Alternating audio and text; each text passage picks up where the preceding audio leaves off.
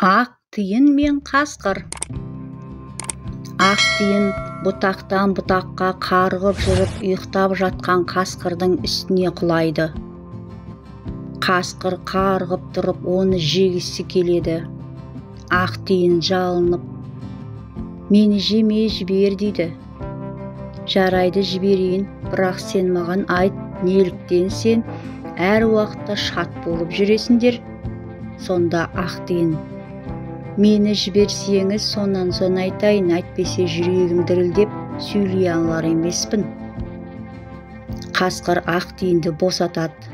Ақ тиын ағаш басына шығып алып, сен қасқыр залымсың, залымдық ішіңді жандырады, сондықтан әрқашан қапалы жүресің.